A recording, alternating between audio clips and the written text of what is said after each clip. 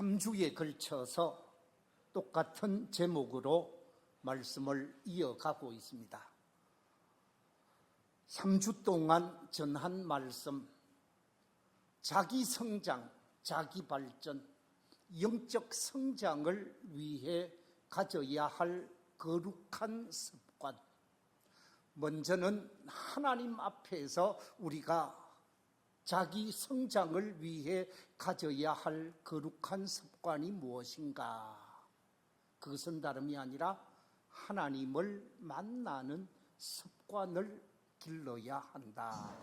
그러면서 예배의 습관을 말씀드렸고, 말씀을 듣는 습관을 말씀드렸고, 또한 기도하는 습관이 우리의 습관이 되어질 때 영적으로 성장할 수 있고 하나님이 기뻐하는 삶을 살 수가 있다라고 말씀을 드렸습니다. 지난주 두 번째 시간에 드린 말씀은 하나님의 사람으로서, 성도로서 세상 사람들 앞에 성숙한 신앙, 영적으로 아름다운 믿음을 가진 성도로서 드러내 보여야 할 아름다운 습관은 바로 생활 속에서, 일상 속에서 말씀을 전하고 복음을 전하고 주님을 전하는 전도의 생활 습관이 있어야 한다. 그것이 하나님을 영화롭게 하는 것이고 사람을 살리는 것이다 라고 말씀을 드렸습니다. 그리고 세 번째 드린 말씀은 이웃을 섬기는 습관이라. 하나님의 은혜를 받고 하나님의 사랑을 받은 자로서 이웃을 섬기고 이웃을 복되게 할 때 그 사람이 전도하고 말씀을 전할 때 말씀의 문이 열려지게 되고 전도의 문이 열려지게 되어지면서 존귀한 그리스도인으로 높임받을 수 있기에 이웃을 섬기는 생활 습관이 우리 속에 있어야 한다 그랬습니다. 오늘도 계속 이어가면서 우리 그리스도인, 세상 사람들 앞에서 우리가 나타내 보여야 하는 거룩한 습관이 무엇일까? 저는 말씀 속에서 하나님의 말씀에 순종하는 습관, 이 하나님의 말씀에 아름답게 순종하며 사는 습관을 보일 때 저 사람은 확실히 믿음의 사람이구나, 저 사람은 확실히 예수쟁이구나 라는 말을 듣게 되어지는 것이지요. 하나님의 말씀에 순종하는 모습이 우리 성도들의 생활 속에서 그대로 드러나야 한다라는 거죠. 저 사람이 예수 믿는 사람인지, 저 사람이 믿음의 사람인지 분간이 안 간다고 하면 문제가 있는 것이지요. 여러분, 오늘 본문의 말씀을 한번 확인해 보십시오. 하나님께서 하나님의 사람 사무엘을 통해서 사울 왕에게 말씀을 전하게 되어집니다. 애굽 땅에서 고생하다가 출애굽해서 광야 생활을 거쳐서 가나안 땅으로 들어오게 되어지는데, 광야에서 앞길을 가로막은 사람들이 있었습니다. 그래서 출애굽한 이스라엘 백성, 히브리 백성을 잔인하게 짓밟으려고 했던 사람들이 있었습니다. 그들이 바로 아말렉 군대였습니다.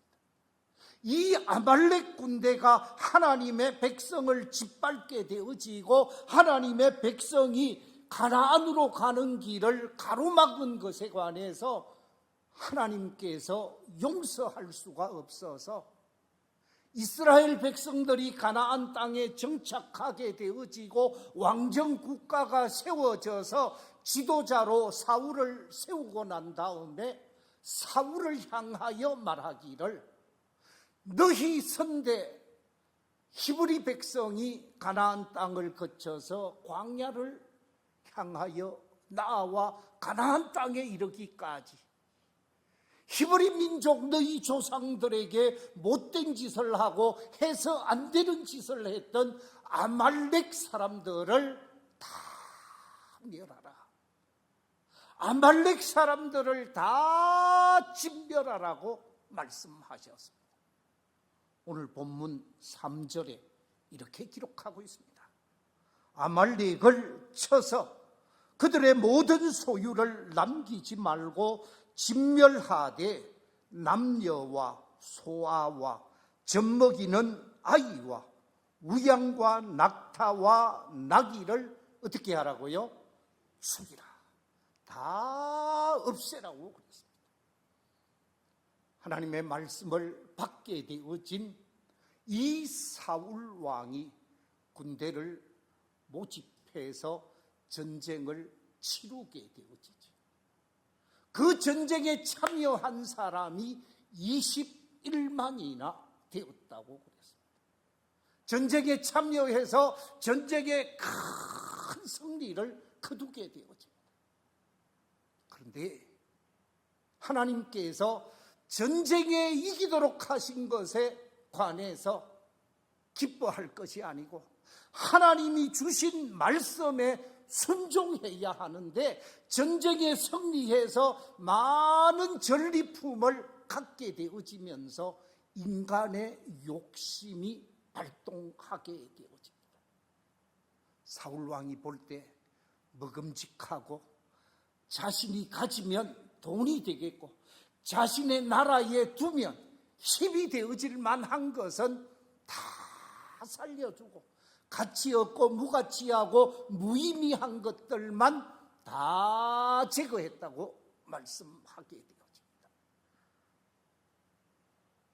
오늘 본문 9절에 보면 이렇게 기록하고 있습니다.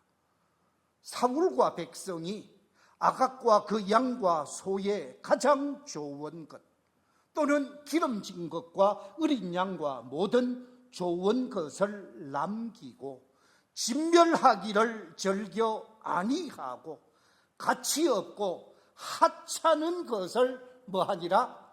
진멸하니라. 하나님의 말씀에 순종한 것이 아니라 자신의 판단, 자신의 생각을 쫓아서 행동하게 되어졌습니다. 이렇게 행동하게 되어지자 하나님께서 불순종한 사울 왕에게 다시 하나님의 사람 사무엘을 보내어서 뭐라고 이야기를 합니까? 사무엘상 15장 17절과 22절, 23절에 이렇게 말씀하고 있습니다. 우리 같이 한번 읽어보겠습니다. 시작. 사무엘이 이르되 왕이 스스로 작게 여길 그때에 이스라엘 지파의 머리가 되지 아니하셨나이까? 여호와께서 번제와 다른 제사를 그의 목소리를 청종하는 것을 좋아하심같이 좋아하시겠나이까?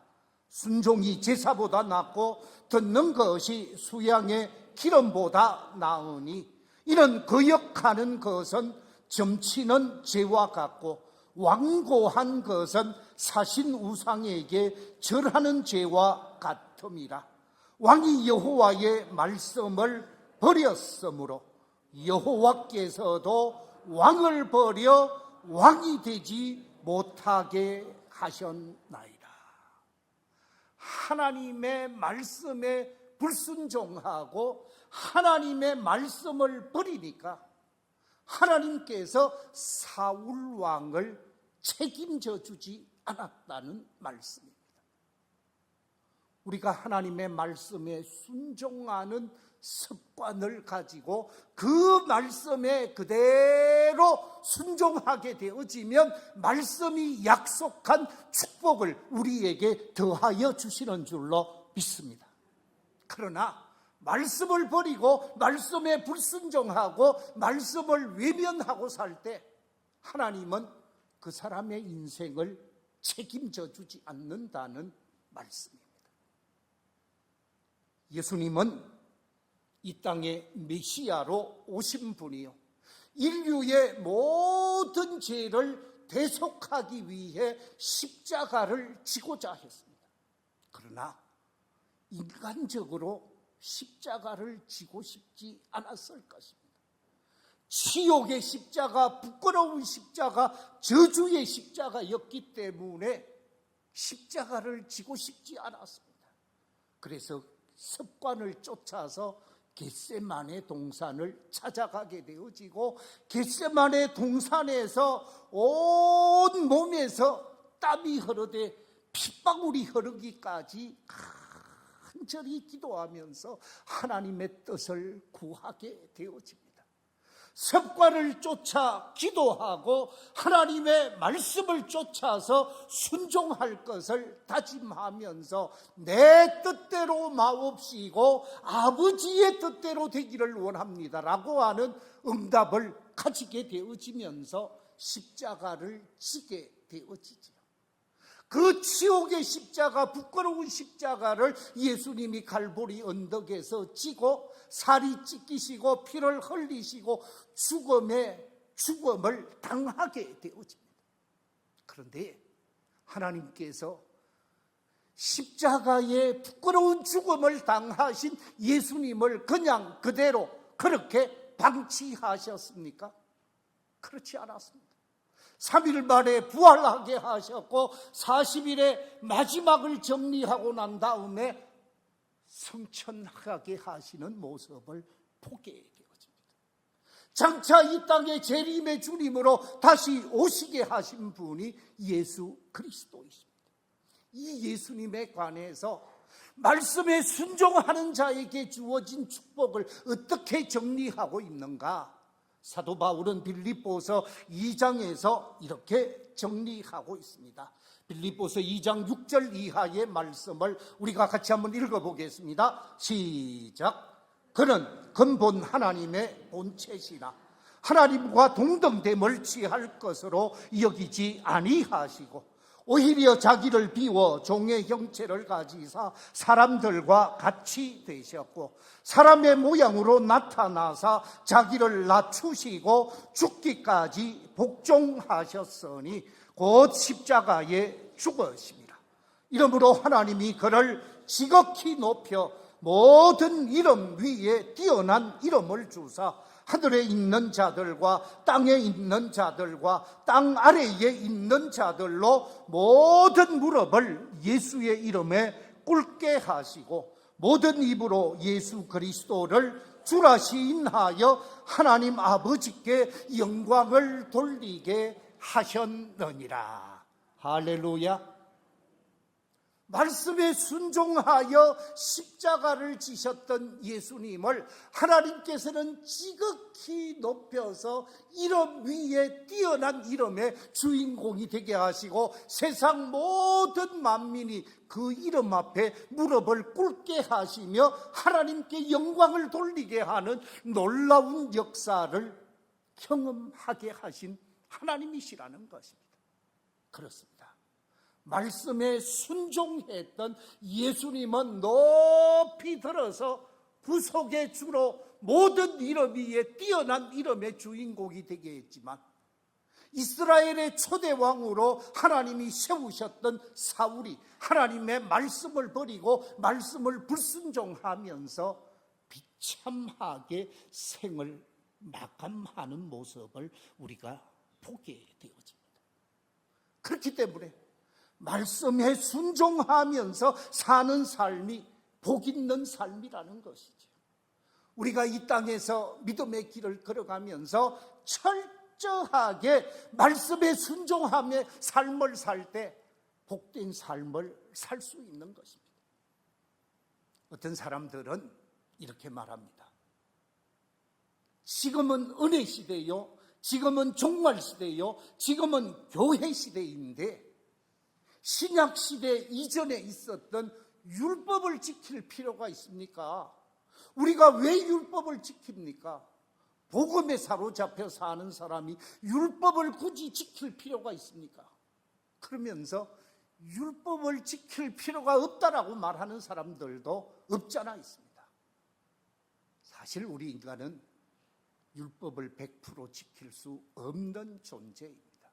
그러나 우리가 하나님이 주신 말씀과 계명과 율례와 규례를 가능하면 믿음 안에서 지키고자 애쓰고 힘써야 합니다. 예수님께서 왜 이 땅에 오셨습니까? 예수님께서 이 땅에 오신 이유가 무엇입니까? 우리 함께 마태복음 5장 14절 이하의 말씀을 같이 한번 읽어볼까요? 시작. 너희는 세상의 빛이라. 산 위에 있는 동네가 숨겨지지 못할 것이요, 사람이 등불을 켜서 말 아래에 두지 아니하고 등경 위에 두나니 이러므로 집안 모든 사람에게 빛이 너니라. 이같이 너희 빛이 사람 앞에 비치게 하여 그들로 너희 착한 행실을 보고 하늘에 계신 너희 아버지께 영광을 돌리게 하라. 내가 율법이나 선지자를 폐하러 온 줄로 생각하지 말라. 폐하러 온 것이 아니요 완전하게 하려 함이라. 진실로 너희에게 이르노니 천지가 없어지기 전에는 율법의 1.1획도 결코 없어지지 아니하고 다 이루리라. 할렐루야. 하나님께서 우리에게 주신 구약의 한마디 한마디 말씀을 완성시키기 위해서 예수님은 이 땅에 오셨습니다. 그 예수님께서 우리에게 뭐라고 말씀하고 있습니까? 너희의 착한 행실, 너희의 아름다운 행실을 통해서 세상 사람들을 기쁘게 하고 하나님께 영광을 돌리는 삶을 살라고, 그 사람이 복된 사람이라고 말씀하고 있습니다. 하나님께서 우리에게 주신 10가지 계명이 있습니다. 율법서 속에 기록되어진 그 10가지 계명, 다른 신을 섬기지 말라. 첫 번째 10계명에 있어서 첫 번째 말씀이죠. 다른 신을 섬기지 아니하고 우상을 섬기지 아니하고 여호와 하나님을 섬기는 것, 이것을 지켜야 하고 이 말씀에 합당하게 삶을 살아야 하는 거예요. 무형의 우상이든 유형의 우상이든 어떤 우상이든지 숭배하지 아니하고 하나님만을 경외하며 살아야 하는 것이 우리 성도들의 삶의 모습입니다. 그뿐만이 아니지요. 안식일을 거룩하게 지켜야 하듯, 구약 성경에서 안식일을 지켜야 하듯 이 시대 속에서 안식일과 같은 개념을 지닌 주일을 거룩하게 성별되게 구별되게 지켜서 말씀에 순종하며 삶을 살아야 합니다. 그것뿐만이 아닙니다. 망령되이 일컬어지 않아야 할 것이요, 더 나아가서 부모님을 공경하며 살아야 하고 살인하지 않고 간음하지 않고 이웃의 것을 도적질하지 아니하고 이웃의 것을 탐내지 아니하고 삶을 살아야 하는 계명의 말씀에 그대로 순종하며 살고자 하는 사람, 그 사람이 복된 사람이요, 그 사람이 하나님이 복을 주시는 사람이라는 말씀입니다. 그렇기 때문에 우리는 우리에게 주신 하나님의 말씀을 잘 지키고 순종하는 생활 습관이 있을 때 그 사람은 세상 사람들에게 귀감이 되어질 것이고 하나님께 영광이 되어지는 것이지. 하나님은 우리를 향하여 말씀하고 있습니다. 신약의 말씀이든 구약의 말씀이든 우리가 그 말씀에 순종하는 생활 습관을 보일 때 저 사람은 말씀의 사람이다, 저 사람은 믿음의 사람이다 라고 말을 하게 되어지지요. 하나님께서는 말씀에 순종하는 사람에게 그냥 방치하지 않습니다. 하나님께서 말씀에 순종하는 사람에게 축복할 것을 약속하고 있습니다. 우리 함께 신명기 28장 12절 이하 14절 말씀을 같이 한번 읽어보겠습니다. 시작. 여호와께서 너를 위하여 하늘의 아름다운 보고를 여시사 네 땅에 때를 따라 비를 내리시고 네 손으로 하는 모든 일에 복을 주시리니 네가 많은 민족에게 꾸어 줄지라도 너는 꾸지 아니할 것이요 여호와께서 너를 머리가 되고 꼬리가 되지 않게 하시며 위에만 있고 아래에 있지 않게 하시리니 오직 너는 내가 오늘 네게 명령하는 네 하나님 여호와의 명령을 듣고 지켜 행하며 내가 오늘 너희에게 명령하는 그 말씀을 떠나 좌로나 우로나 치우치지 아니하고 다른 신을 따라 섬기지 아니하면 이와 같으리라. 아멘. 하나님께서 하나님의 말씀에 순종하며 삶을 살아갈 때 신명기 28장 12절에서 축복하는 축복의 약속을 너를 통해서 우리를 통해서 이루시겠다고 말씀하고 있습니다. 이런 약속의 말씀이 저와 여러분을 통하여 아름답게 열매 맺게 되시기를 주의 이름으로 축원합니다. 또 한 가지 우리 성도들이 보여주어야 하는 거룩한 습관이 있습니다. 그것은 다름이 아니라 복된 말을 사용하는 생활 습관. 우리가 말을 하며 살 수밖에 없는데 우리의 말이 복된 말, 아름다운 말, 다른 사람의 영혼을 살리고 다른 사람에게 위로가 되고 축복이 되는, 한마디로 복된 말을 하는 사람이 되어야 한다는 말씀이지요. 은혜는 그 사람의 인격이요 그 사람의 품격이라고 말을 합니다. 내가 어떤 말을 하느냐에 따라서 내 품격이 올라갈 수도 있고 떨어질 수도 있다라는 거죠. 그래서 말이 아니라 아름다운 말, 복된 말을 해야 그 말이 말다운 말이라는 것이죠. 상담학을 하는 사람들 가운데 그런 말을 합니다. 입술의 30초의 그 말이 30년을 가슴에 품게 되어지고 마음에 품게 되어진다고. 입술의 30초가 마음에 30년이 된다라는 거예요. 좋은 말이든 나쁜 말이든 엄청난 영향력이 있다는 것이죠. 우리나라 속담이 있죠. 속담 가운데 이런 속담이 있습니다. 입은 삐뚤어져도 말은 어떻게 해요? 바르게 해야 한다고. 여기서 바르게 해야 된다라는 말은 좋은 말을 해야 된다라는 거죠. 내 입은 조금 삐뚤어질 수 있어요. 그러나 내 입을 통하여 나오는 말들은 복된 말이 되어져야 한다라는 말씀입니다.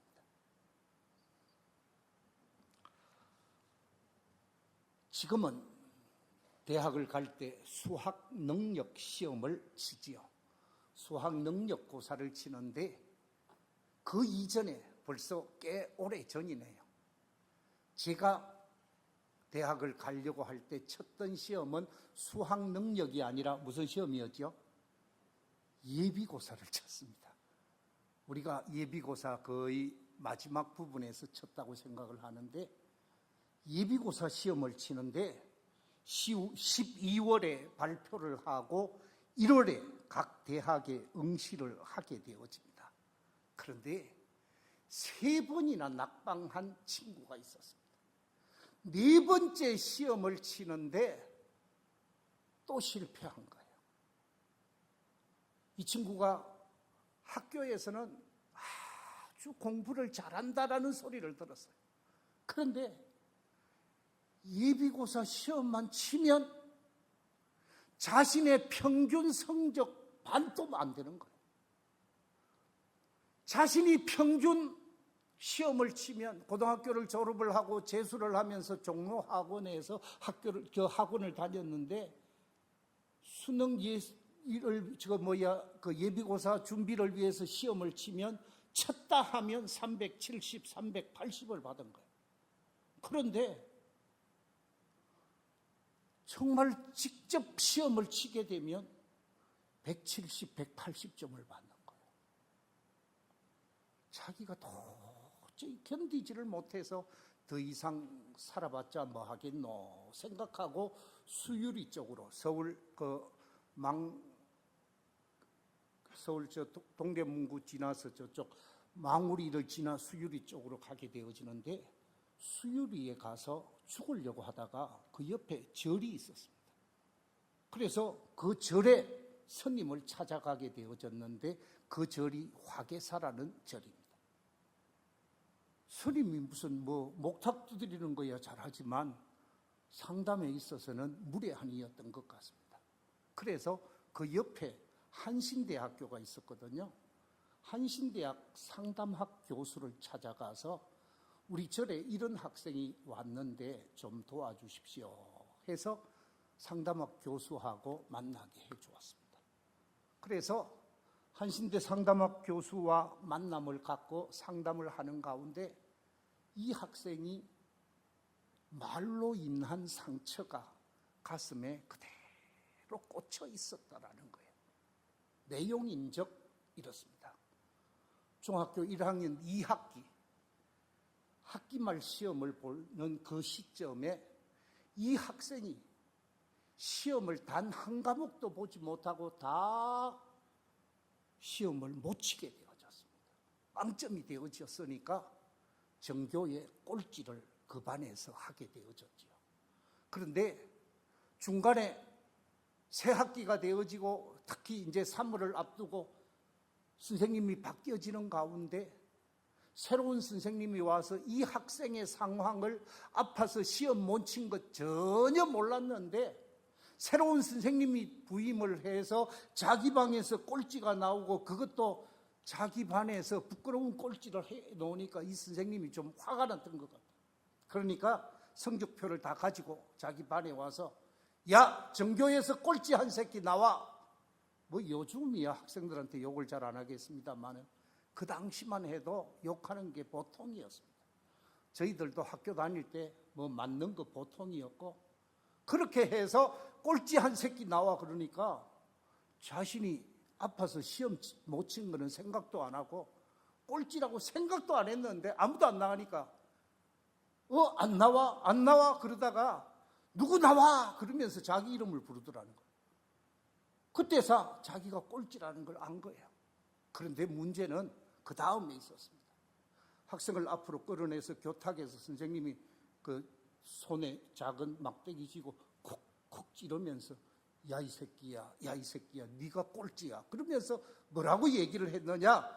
야 이 새끼야 너는 시험으로 네 인생 꽃 피우기는 다 틀렸어 이 새끼야 하고 콕콕 찌르는데 뒤에 의자가 있는데 거기에 걸려서 꽈당 하고 넘어가 버렸다는 거예요. 그러니까 학생들이 까르르 하고 웃은 거예요. 그게 비수가 되어졌다는 거예요.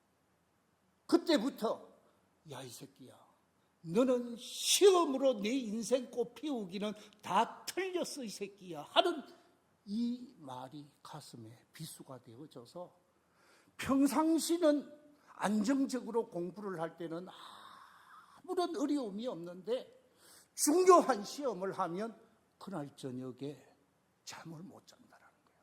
그 선생님이 찌르면서 했던 그 소리, 학생들이 웃는 소리에 완전히 불안, 초조, 두려움, 잠을 못 자게 되어지고 잠을 못 자게 되니까 시험을 못 보게 되어지고 시험을 못 보게 되어지니까 인생 살고 싶지를 않은 거예요.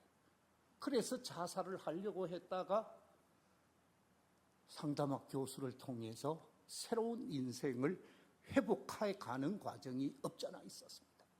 무슨 얘기입니까? 말이 그 인생을 정말 가슴 아프게 했다는 거죠.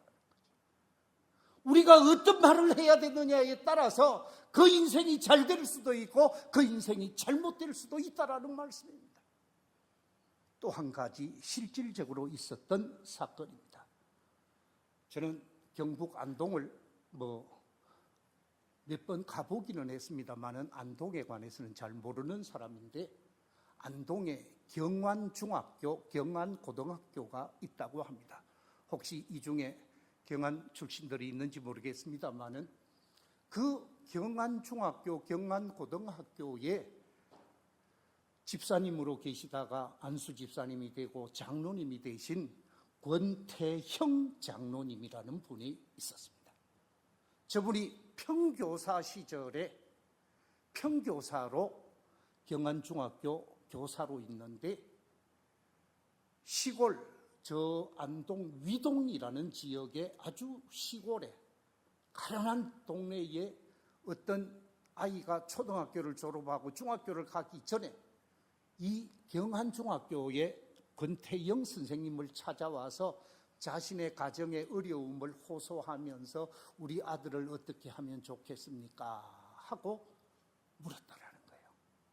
시골에서 그 닭이 낳은 달걀 집으로 몇 개 싸가지고 그걸 가지고 선생님에게 찾아와서 우리 아들을 어떻게 하면 좋겠습니까? 하고 부탁을 하는데, 이 선생님이 들어보니까 참 딱한 가정인데 선생님이 좀 이리저리 해서 도와줘야 되겠다 생각을 하고 학교를 다니도록 안내를 하게 되어지는데, 그때 그 학생에게 이렇게 말했다고 합니다.